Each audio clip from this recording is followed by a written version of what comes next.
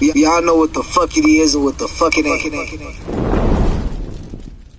It happened so fast, but also in front of surveillance cameras. This is a carjacking crew who's involved in multiple different offenses. Chicago police say on December 3rd, the three suspects that jumped out of the car and the getaway driver had been following retired Chicago Fire Lieutenant Dwayne Williams for a while.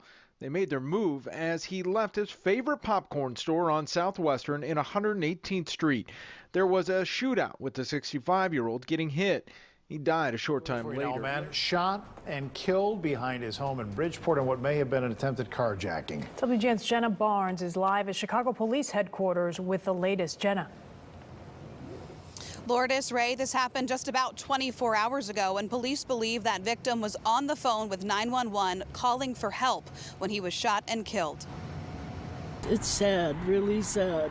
Maria Rodriguez says when she came outside Monday evening, she saw her neighbor's body on the ground in the alley behind his home. Everyone is a little bit panicked because this has happened so close to home. Police tell us the victim, 33-year-old Shuai Guan, was getting out of his car at 30th and Union in Bridgeport when another vehicle pulled up beside him. Officers believe someone inside that car asked for his keys, and he refused to hand them over, calling 911 to report the robbery. Police say they responded to that call and gunshots while he was still on the phone. Guan was hit in the chest and died at the scene. Yo, man, look, pay me my respects. You know what I'm saying? I'm up early morning doing this just for y'all. So when I went to sleep last night, I went to sleep learning that Chicago, pretty much carjackings is up 174%.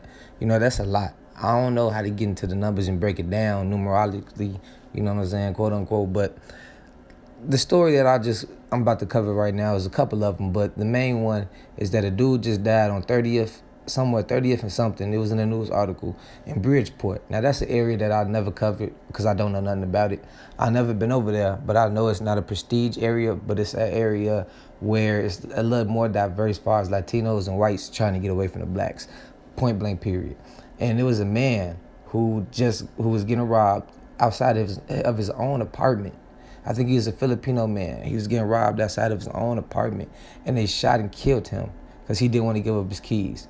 The reason I'm doing this video right now, y'all, is please give up them keys. Listen, I've been in predicaments like that. Other people I know have been in predicaments like that. Do not value something that can be replaced more than your life because it cannot be replaced. You know what I mean? And it just saddens me, man, because I don't know him. I don't have any emotional ties to that dude. But let's go back to the retired police officer who was just killed.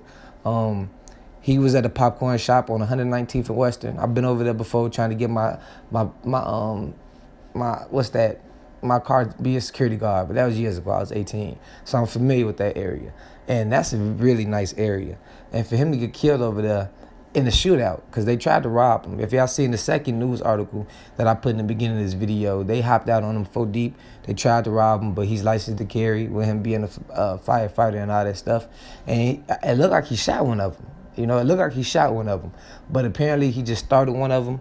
Dude was shot back, and when he shot back, I don't know how he shot over his shoulder. He shot like he was running away from dude, turned around and shot him. And tell me why the dude who killed him, the 15-year-old boy who got arrested, or the 18-year-old, his name is Dwayne. The retired firefighter, his name is Dwayne. And it's just ironic how the world works. You know what I mean? But anyway, y'all, I just gotta cover this stuff because I've just been sitting back watching it thinking, should I cover this? I haven't been seeing any other Chicago YouTuber cover this, but be careful in Chicago right now. You know what I mean? It's a lot of people getting snatched up their cars, and I don't know why. Like, this has been a thing that's been going on for years, especially if you know what I'm saying, if you was a fan of Grand Theft Auto San Andreas. But why somebody comment in the comment sections, why do y'all think the carjackings, just the percentage of them have went up so much? Like, what's different? What's going on? These are not foreign cars they snatched. And somebody might want to snatch me out my love. I ain't gonna say the type of car I got just in case y'all, but you know what I'm saying? I don't got time for that. And I'm in a predicament right now where I'm not able to carry firearms legally. So I got a gun, and the gun I got is illegal. And I don't know if I told y'all the story, but I almost got arrested for it one time. Thank God I got a slot. It's undefeated right now. It's 1-0 versus CPD. But I can't legally carry firearms, so I'm a little hesitant in bringing my gun out with me. I understand you need to keep it in Chirac, but listen, I got this YouTube thing popping off. I got other stuff going on.